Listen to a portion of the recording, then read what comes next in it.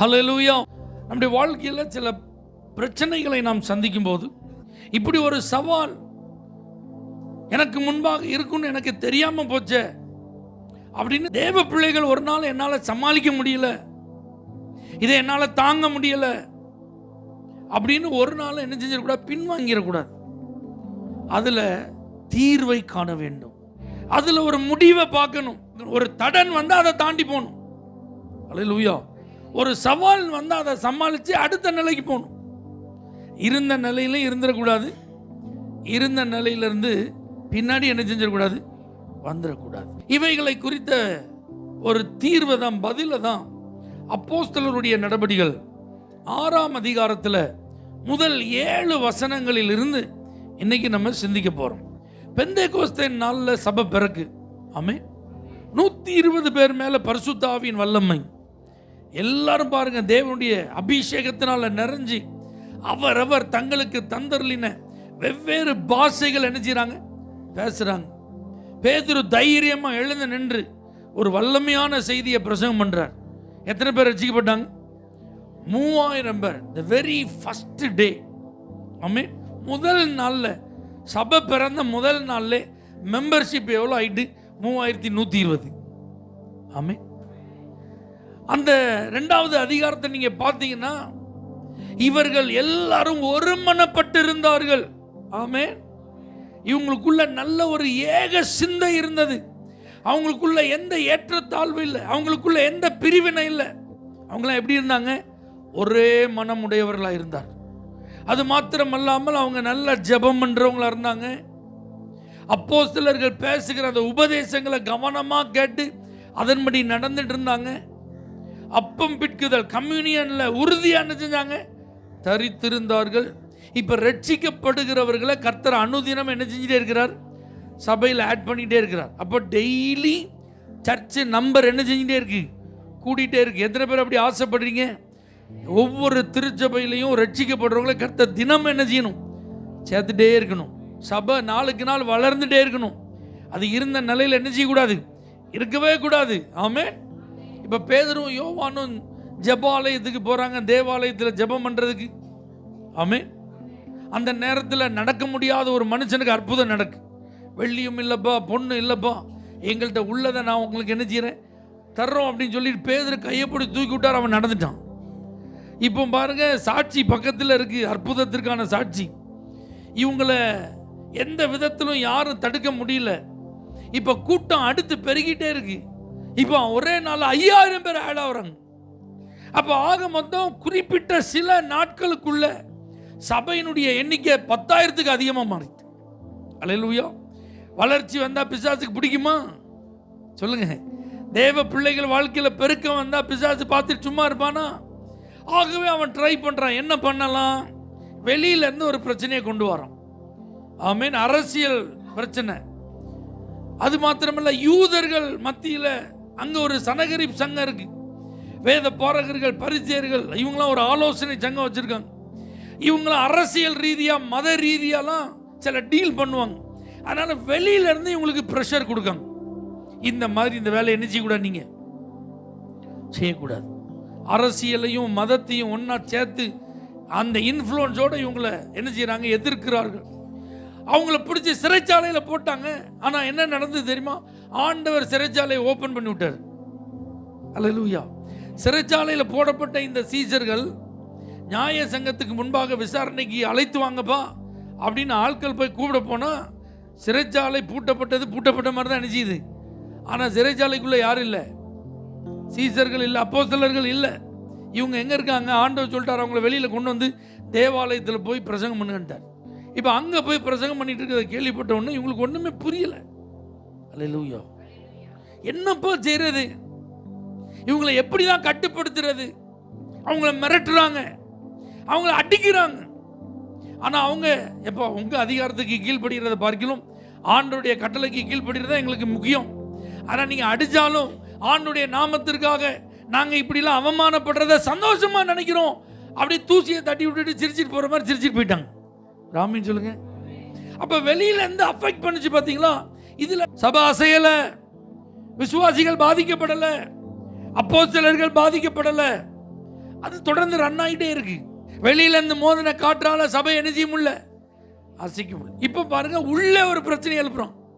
என்ன பிரச்சனை? அனனியா சப்பிரால்னு 2 பேரை வஞ்சிக்கிறோம். அவங்க மற்றவங்க எல்லாம் அப்போஸ்தலருடைய பாதத்தில் சொத்தை வித்துட்டு எல்லாத்தையும் பொதுவாக அனுபவிச்சுட்டு இருக்கும்போது இவங்க 2 பேர் ஒருமனப்பட்டு ஒரு பங்கு என்ன செஞ்சிட்டாங்க, வஞ்சித்தார்கள். அவங்களுக்குள்ள பிசாசு அப்படி ஒரு தந்திரமான வேலை என்ன செஞ்சிட்டான். இப்போ என்ன நடக்கு, பேதுருட்ட அவங்க போய் சொல்ல போது பேதுரு சொல்கிறா, நீங்கள் ஏன்ட்ட போய் சொல்லலை, பரிசுத்த ஆவியானோட சொல்லிட்டீங்க. அது பெரிய ஒரு தாக்கத்தை ஏற்படுத்தியது. அனனியாவும் சப்பிராலும் என்ன செஞ்சிட்டாங்க, மரித்து போனார்கள். அப்போ பிசாசு என்ன நினைச்சான், சபைக்குள்ள இப்படி ஒரு மரணம் சடுதியாக வந்துட்டுன்னா ஜனங்கள் நம்ம சபையில் சேர்க்கப்படுறதுக்கு என்ன செய்வாங்க, பயப்படுவாங்க. அப்போஸ்தலர்கள் கிட்டேயே என்ன செய்ய மாட்டாங்க, வர மாட்டாங்கன்னு அவன் நினைச்சான். அல்லேலூயா. அதுலயும் பிசாசுக்கு தோல்வி. அல்லேலூயா, ஆமென் சொல்லுங்க. இப்போ என்ன நடக்குது அப்படின்னா, இப்போ எண்ணிக்கை நிறைய பெருகிட்டே இருக்கு. 6ஆம் அதிகாரம் 1 வசனத்தில் இருக்கு, அந்நாட்களிலே சீஷர்கள் பெருகின போது. அப்படின்னா என்ன அர்த்தம் தெரியுமா? இங்க 3000 5000 நம்பர் இல்லை. நம்பர் இல்லைன்னா என்ன அர்த்தம்? கணக்கில் அடங்காத எண்ணிக்கை. இப்போ சர்ச்சில், இப்போ எருசலேம் சபையில் எண்ணவே முடியாத அளவுக்கு சீஷர்களின் தொகை பெருகியது. அதான் முக்கியம். விசுவாசிகளின் எண்ணிக்கை இல்லை, புதிதாக ரட்சிக்கப்பட்டவங்க அப்படி இல்லை. உண்மையா என்ன வந்தாலும் ஆண்டவரை நான் பின்பற்றுவேன், அவரை பின்பற்றுவதற்கு என்னை முழுசா அர்ப்பணிச்சிட்டேன். உபத்திரம் வந்தாலும் பரவாயில்ல, பாடு வந்தாலும் பரவாயில்ல, இரத்த சாட்சியா மறிக்க வேண்டியதே இருந்தாலும் பரவாயில்ல, இந்த இயேசுவை நான் என்ன செய்ய மாட்டேன், மறுதலிக்க மாட்டேன் அப்படின்னு உண்மையா பின்பற்றுவாங்க. பார்த்தீங்களா, அவங்க தான் சீஷர்கள். இந்த எண்ணிக்கை இப்போ என்ன செஞ்சிட்டு இருக்கு, பெருகிட்டு இருக்கு. இப்போ அடுத்து ஒரு பிரச்சனையை ஃபேஸ் பண்றாங்க, அடுத்து ஒரு தடையை ஃபேஸ் பண்றாங்க, அடுத்து ஒரு பிரிவினையை ஃபேஸ் பண்றாங்க, அங்க ஒரு மனம் கெட்டு போகிற ஒரு சூழ்நிலையை ஃபேஸ் பண்றாங்க. இப்போ இந்த காரியத்தில் என்ன நடக்க போகுது, சபை 2 உடைய போதா, 2 குரூப்பா பிரிய போதா அப்படிங்கிற மாதிரி ஒரு சூழ்நிலை இப்போ அங்கே என்ன செஞ்சுட்டு வந்துட்டு. என்ன பிரச்சனை? சாப்பாட்டில் தான் பிரச்சனை. கிரேக்கரானவர்கள் தங்களுடைய விதவைகள் அன்றாடக விசாரணையில் திட்டமாய் விசாரிக்கப்படவில்லை என்று எபிரேயருக்கு விரோதமாக என்ன செஞ்சாங்களாம், முறுமுறுத்தார்கள் இருக்கு. அதாவது என்ன அர்த்தம்? எருசலேமில் இருக்கிற யூதர்கள் எபிரேய பாஷை பேசுகிற யூதர்கள், சரியா? இப்போ அங்கங்கே சிதறி இருக்கிற யூதர்கள் இருக்காங்க பார்த்தீங்களா, இவங்க அந்த நாட்களில் பேசப்பட்ட கிரேக்க மொழியை பேசிட்டு இருந்த யூதர்கள். இப்போ கிரேக்க மொழியை பேசுகிற யூதர்களுக்கும் எபிரேய மொழியை பேசுகிற யூதர்களுக்கும் ஒரு சின்ன கருத்து வேறுபாடு வந்துட்டு, எங்க விதவைகளை உங்கள் ஆட்கள் சரியாக அணிஞ்சிக்க முடியாங்க, கவனிக்க மாட்டேன்றாங்க, அவங்களுக்கு சரியாக சாப்பாடு கொடுக்க மாட்டேன்றாங்க அப்படின்னு ஒரு மொழி பிரச்சனை என்ன செஞ்சுட்டாங்க, கொண்டு வந்துட்டாங்க. ஒரு பாகுபாடு இங்கே என்ன செஞ்சுட்டு அந்த ஒரு ஹியூமன் ப்ராப்ளம். இது ஒரு மனுஷன் மூலமாக உண்டாக்கப்படுகிற ஒரு பிரச்சனை, மனிதர்களால் உருவாக்கப்படுகிற ஒரு பிரச்சனை. அல்லேலூயா.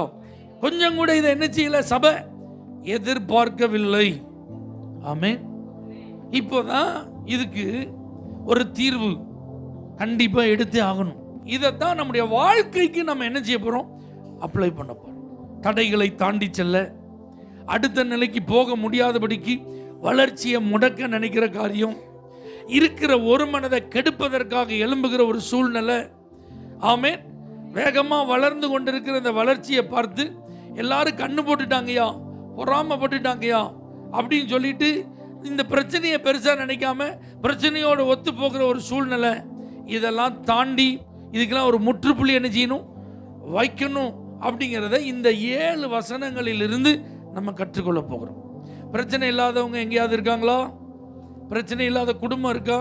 படிப்பில் பிரச்சனை இல்லையா? வேலையில் பிரச்சனை இல்லையா? தொழிலில் பிரச்சனை இல்லையா? வாழ்க்கையில் பிரச்சனை இல்லையா? எல்லா இடத்துலையும் என்ன இருக்கு, பிரச்சனை இருக்கு. அப்போ பாதிப்பு இருக்கு, கஷ்டம் இருக்கு, ஏற்றத்தாழ்வு என்ன செய்யுது இருக்கு. அதெல்லாம் சமாளித்து போறதுக்கு ஒரு 3 விஷயத்தை நீங்கள் மறக்கவே கூடாது. நம்பர் 1, அப்பொழுது 12 சீஷர் கூட்டத்தை வரவழைத்து, நாங்கள் தேவ வசனத்தை போதியாமல் பந்தி விசாரணை செய்வது தகுதி அல்ல அப்படின்றாங்க. தவிர்த்து விடுங்கள். இப்போ ஒரு ப்ராப்ளம் வருது அல்லது நீங்க நினைக்காத ஒரு சூழ்நிலையை நீங்க பார்க்க வேண்டியது இருக்குன்னா முதல்ல செய்ய வேண்டியது தவிர்க்க வேண்டியதை நீங்க என்ன செய்யணும்? தவிர்க்கணும். தவிர்க்க வேண்டியதை தவிர்க்கணும் சொன்ன உடனே எல்லாத்தையும் தவிர்த்திடக்கூடாது. அல்லேலூயா. தகுதி இல்லாததை தவிர்க்கணும். ஆமென் சொல்லுங்க. தேவை இல்லாததை தவிர்க்கணும். அவசியம் இல்லாததை தவிர்க்கணும். நம்முடைய ஓட்டத்தை தடை செய்கிறத என்ன செய்யணும்? தவிர்க்கணும். ஒரு மனதுக்கு என்னது தடையா இருக்கோ அதை தவிர்க்கணும். ஆசீர்வாதத்துக்கு எது இடையூறா இருக்கோ அதை தவிர்க்கணும். ஆமென். இந்த அப்போஸ்தலர்கள் இவங்களை ஆண்டவர் என்ன நோக்கத்திற்காக தெரிந்து கொண்டாரோ அந்த நோக்கத்தை நிறைவேற்றி கொண்டே இருந்தாலும் அதற்கு போதுமான நேரத்தை கொடுக்காதபடி அதுக்கு கொஞ்சம் நேரத்தை குறைச்சி இப்போ வேற ஒரு காரியத்தில் அதிகமான நேரத்தை செலவு பண்ணிட்டு இருக்கான். ஏன்னா எண்ணிக்கை பெருகிட்டு, கணக்கில் அடங்காமல் எண்ணிக்கை பெருகிட்டு, அதனால இந்த அப்போஸ்தலர்கள் எதில் இப்போ கூடுதல் நேரம் செலவு பண்ணிட்டு இருக்காங்க? பந்தி விசாரணை செய்கிறதில்ல. இப்போ என்ன ஆகி போச்சு? ஆரம்பத்தில் 3000 இருக்கும்போது பிரச்சனை இல்லை, 5000 இருக்கும்போது பிரச்சனை இல்லை, 10,000 இருக்கும்போது பிரச்சனை இல்லை. இப்போ எண்ணிக்கை கூட்டிகிட்டே போகும்போது இப்போ இவர்களுடைய நேரம் என்ன செய்யுது? திருடப்படுகிறது. அல்லேலூயா. அப்போதான் இவங்க ஒரு முடிவுக்கு வராங்க. ஆகா, நாங்கள் பந்தி விசாரணை செய்கிறதற்கு அழைக்கப்பட்டவர்கள் அல்ல, அது எங்களுக்கு தகுதியும் அல்லண்டா பாருங்க. அதான் முக்கியம், தகுதி அல்ல. அப்ப நமக்குன்னு கர்த்தர் சில தகுதியை வச்சிருக்கிறார். வாழ்க்கையில் ஒரு பிரச்சனையை சந்திக்கும் போது முதல்ல நீங்க யாருன்னு பாருங்க. நீங்க இதை பேசலாமா? உங்களுக்கு வாயிலிருந்து இந்த வார்த்தை வரலாமா? அது தகுதியா? அதை பாருங்க. அல்லேலூயா. அல்லது நீங்க ஒரு காரியத்தை செய்யும் போது நான் ஒரு தேவனுடைய பிள்ளை, நான் இயேசுவை சொந்த ரட்சகராக ஏற்றுக்கொண்ட ஒரு நபர், நான் ஒரு விசுவாசி, நான் ஒரு பரிசுத்தவான், நான் ஒரு தேவ மனிதன், நான் ஒரு ஊழியக்காரன், அப்ப நான் இதை செஞ்சா இது தகுதியாய் இருக்குமா? அதை முத பார்க்கணும். அப்ப தகுதியாய் இராததை என்ன செஞ்சிடணும்? கட் பண்ணிடணும். நீங்க பைபிள்ல பார்த்தீங்க அப்படின்னா தகுதி அல்ல, தகுதியாய் இராது அப்படிங்கிற வேர்டெல்லாம் நிறைய பார்க்கலாம். அல்லேலூயா. அப்போஸ்தலனாகிய பவுல் சொல்றாரு, எல்லாவற்றையும் அனுபவிக்க எனக்கு அதிகாரம் உண்டு, ஆனா எல்லாம் தகுதியாய் இராது. அல்லேலூயா. எல்லாவற்றையும் செய்ய எனக்கு அதிகாரம் உண்டு, ஆனா நான் ஒன்றுக்கும் அடிமைப்படேன். அப்படின்னா என்ன அர்த்தம்? நான் பேசுறதுக்கு எனக்கு அதிகாரம் இருக்கு, ரைட்ஸ் இருக்கு, ஆனா நான் பேசினா அது தகுதியா இருக்காது. நான் செய்யறதை யாருமே என்ன செய்ய முடியாது, தட்டி கேட்க முடியாது. ஆனா நான் செஞ்சேன்னா அது எனக்கு எப்படி இருக்காது? தகுதியா இருக்காது. அல்லேலூயா. ஜெபம் பண்ற நேரத்தில் நான் ஜெபம் பண்ணாம டீ கடையில் உட்கார்ந்துருந்தேன்னு வச்சுக்கோங்க, அது தகுதியா இருக்குமா? காலையில் எந்திரிச்சு ஜெபம் பண்ணி வேதத்தை வாசித்து தியானம் பண்ற நேரத்தில் நான் படுத்து தூங்கிட்டு இருந்தேன்னா அது தகுதியா இருக்குமா? அல்லேலூயா. சர்ச்சுக்கு வர்ற நேரத்தில் நான் சர்ச்சுக்கு வராம என்னுடைய சொந்த அலுவல்களை நான் பார்த்துருந்தா அது தகுதியா இருக்குமா? அல்லேலூயா. இப்படி ஒவ்வொரு காரியத்திலையும் நீங்க உங்களை வச்சு நான் இதை செய்யறது தகுதியா? இப்போ உங்க கையில் எல்லார் கையில் என்ன இருக்கு? ஒரு நல்ல ஆண்ட்ராய்டு செல்போன் இருக்கு. 15,000 ரூபாய்க்கு நீங்க வாங்கியிருக்கலாம், 25,000 ரூபாய்க்கு வாங்கியிருக்கலாம், 40,000 ரூபாய்க்கு வாங்கியிருக்கலாம், அல்லது 1,00,000 ரூபாய்க்கு ஆப்பிள் கூட என்ன செஞ்சுக்கலாம், நீங்க ஐபோன் கூட என்ன செஞ்சுக்கலாம், வாங்கியிருக்கலாம். இதை துட்டு கொடுத்து வாங்கினது யாரு? நீங்க தான்.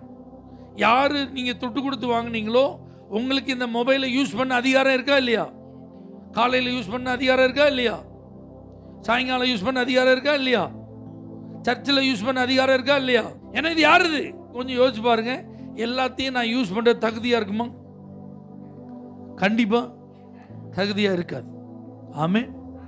எதை எதை எப்படி யூஸ் பண்ணணும், எப்போ யூஸ் பண்ணணும் அப்படிங்கிறதுக்கு என்ன இருக்கு? ஒரு வரைமுறை இருக்கிறது. அப்போ ஆண்டவர் பாருங்க, இன்னைக்கு நம்மள்ட்ட என்ன எதிர்பார்க்கணும்? தகுதி அல்லங்கிறத கண்டுபிடிங்க.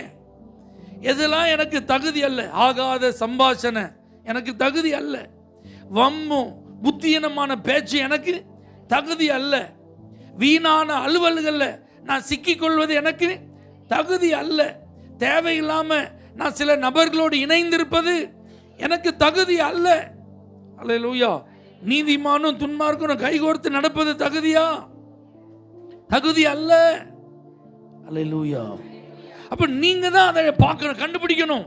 அவங்க சொல்றாங்க இப்போ இந்த பந்தி விசாரணை செய்வது தகுதி அல்ல. சாப்பாடு முக்கியம்தான். வந்திருக்கிறவங்களுக்கு சாப்பாடு பகிர்ந்தளிக்கப்பட வேண்டியது அவசியம்தான். அல்லேலூயா.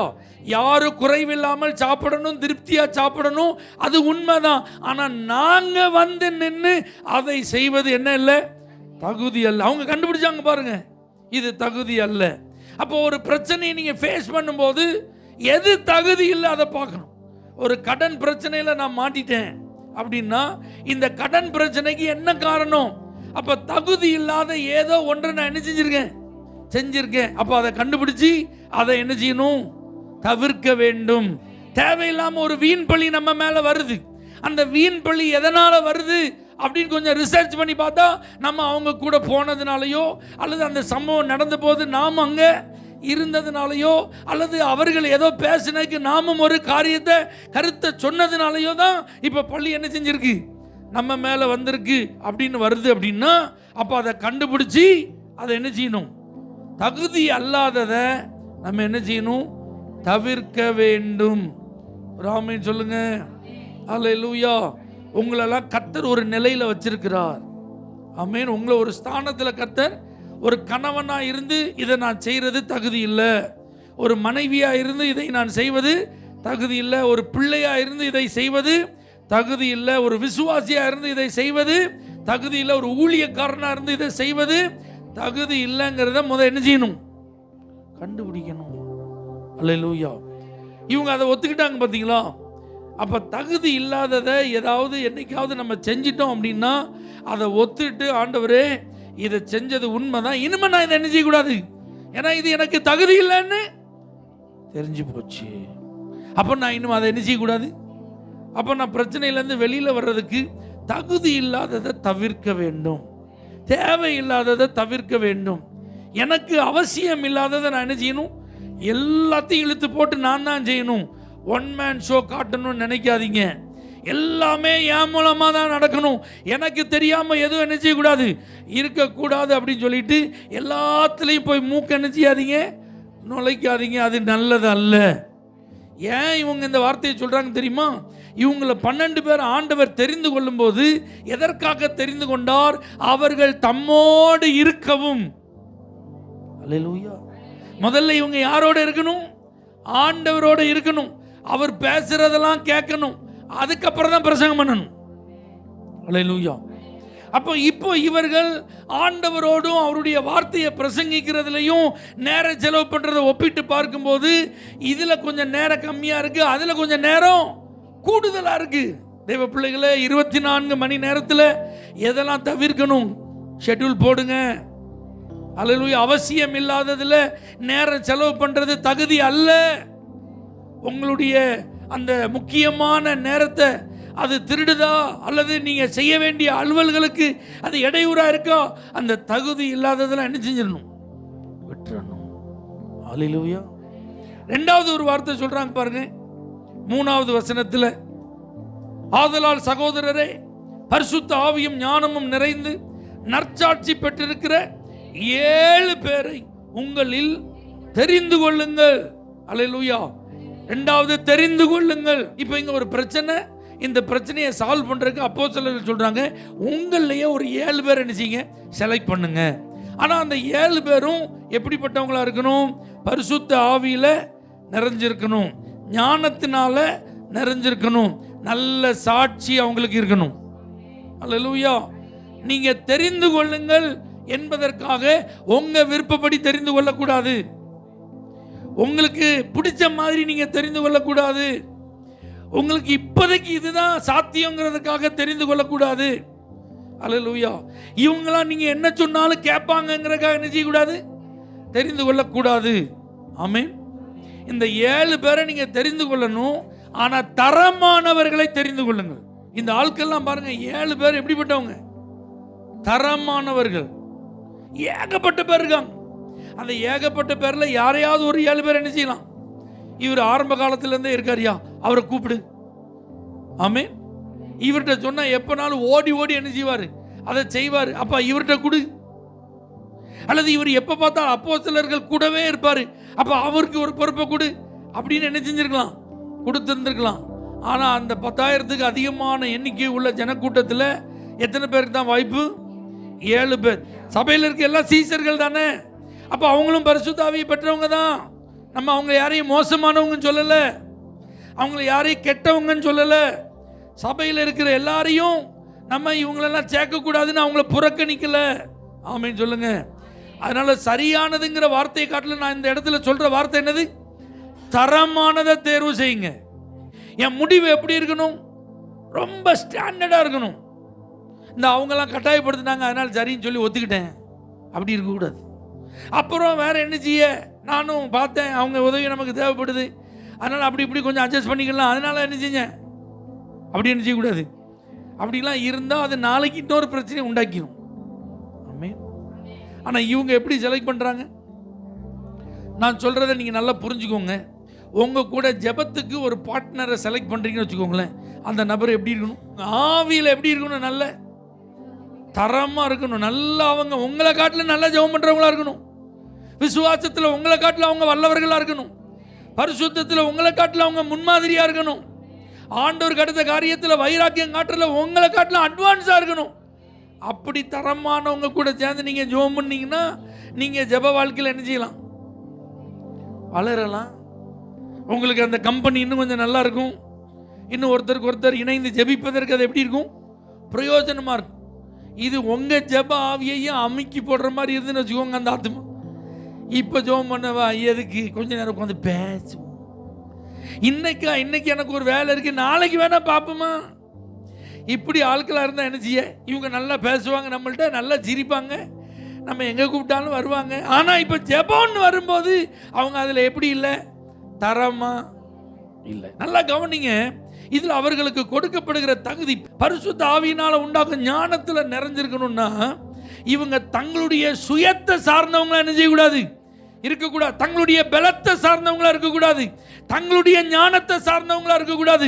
இவர்கள் முழுக்க முழுக்க தேவனை சார்ந்தவர்களா இருக்கணும். நீங்க தேர்வு செய்யும் ஒவ்வொரு காரியமும் தேவனை சார்ந்ததா இருக்கணும். அடுத்து சொல்றாங்க அவங்க உங்களுக்குள்ள நல்ல சாட்சியை பெற்றவங்களா இருக்கணும்.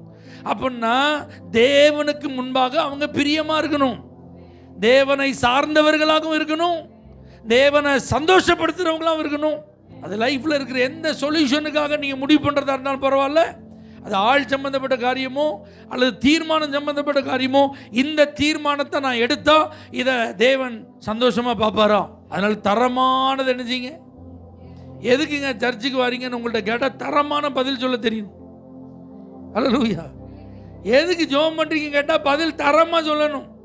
எதுக்கு ஆராதிக்கிறீங்கன்னு கேட்டால் பதில் தரமா சொல்லணும். எதுக்கு ஊழியம் செய்றீங்கன்னு கேட்டால் பதில் எப்படி சொல்லணும்? தரமா சொல்லணும். ஒரு ஜெர்மன் தேசத்தில் குடியிருந்த யூத குடும்பம் ஒன்று நல்ல தொழில் பண்ணிட்டு இருந்தாங்க ஜெர்மனில். அந்த வீட்டில் ஒரு பையன் பயங்கர சுட்டி, பயங்கர அட்வான்ஸாக திங்க் பண்ணுறவன், இருக்கிறதுல ரொம்ப மூலகாரன் அப்படின்னு சொல்லுவோம்ல, அந்த மாதிரி கேள்வி கேட்டுகிட்டே இருப்பான். ஒரு நாள் அவங்க அப்பாட்ட கேட்டானா, நம்ம யூதர்கள் நமக்குன்னு ஒரு ஃபார்முலா இருக்குது, நமக்குன்னு ஒரு செட்டப் இருக்குது, ஆனால் நீங்கள் அந்த செட்டப்பை ஒன்றுமே ஃபாலோ பண்ண மாட்டேங்கிங்க. இந்த ஜெர்மன் அவங்களுடைய வழிபாட்டு முறை லுத்ரன் அந்த ப்ராக்டிஸை தான் பண்ணிட்டு இருக்கீங்க, ஏன்பா இப்படி செய்கிறீங்கன்னு கேட்டானோ. நம்ம ஜெர்மனில் இருக்கோம், நம்ம தொழில் பண்ணுறோம், இங்கே நம்ம தொழிலெலாம் பண்ணணும்னா அவங்கள மாதிரியே நம்ம இருந்தால் தான் நம்மளை அவங்க வளர விடுவாங்க, வாழ விடுவாங்க.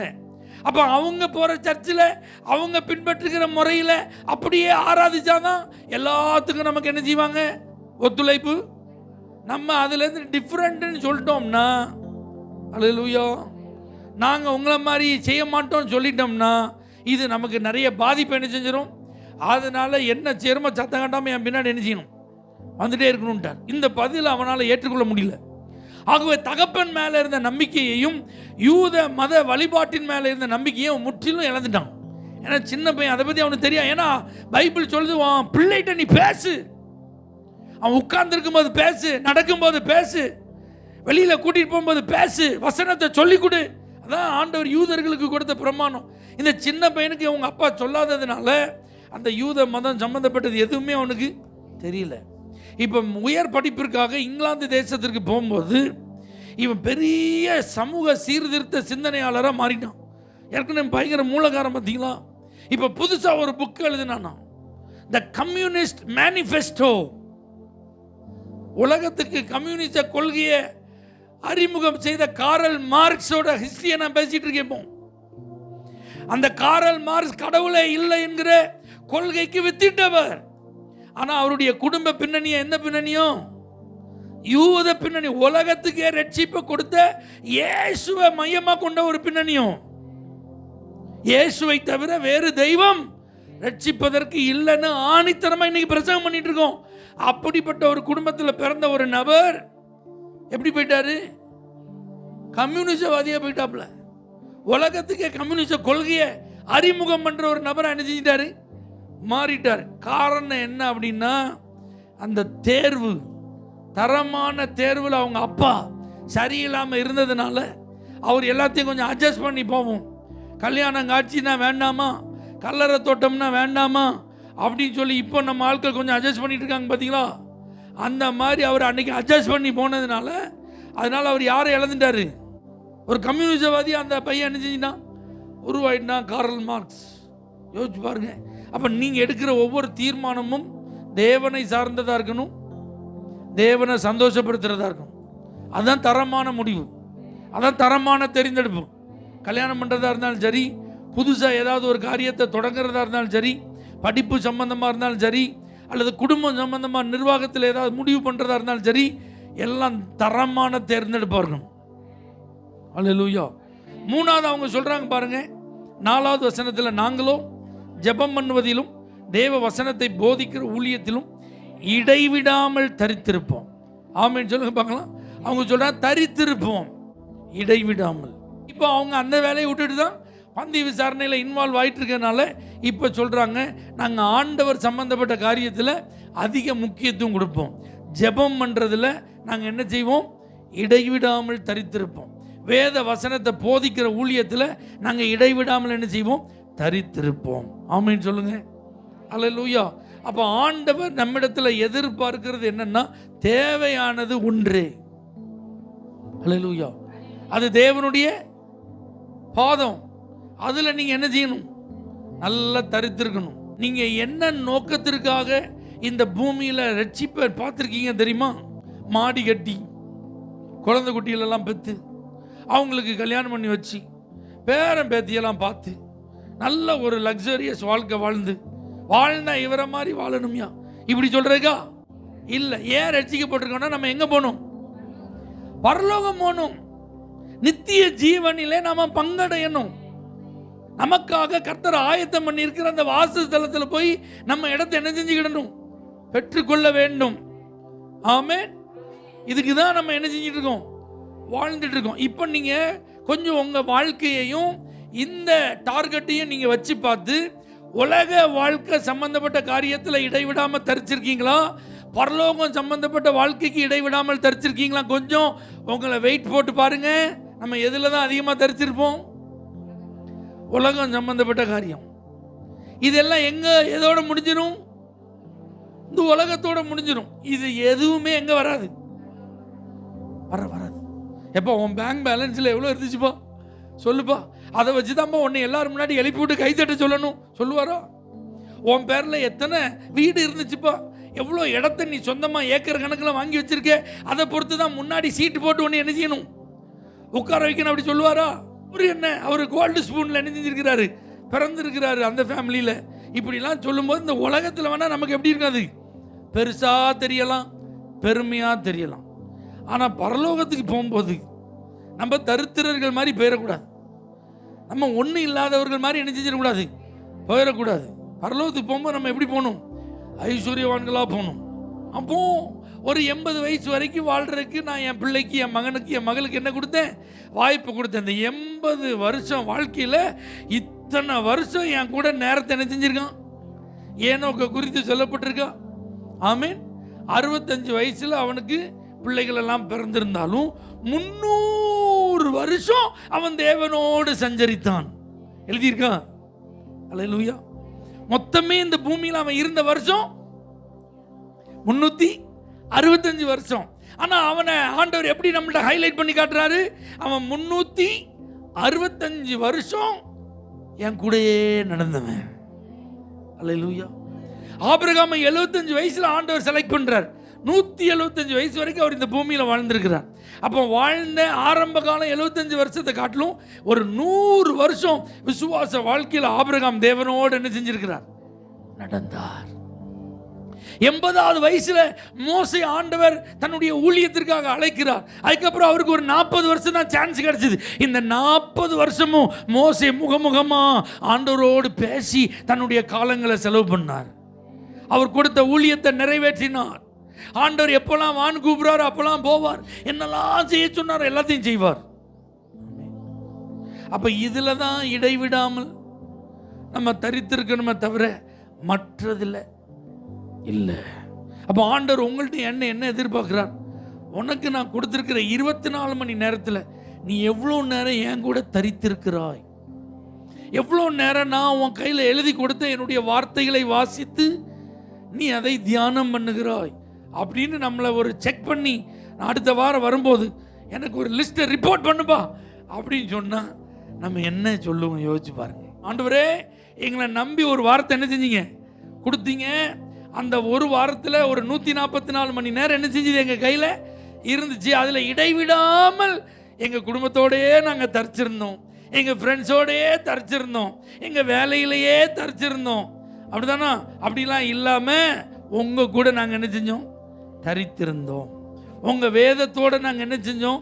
தரித்திருந்தோம்னா எவ்வளோ பாக்கியம், எவ்வளோ ஆசீர்வாதம். இதுதான் பிரச்சனைக்கு தீர்வு.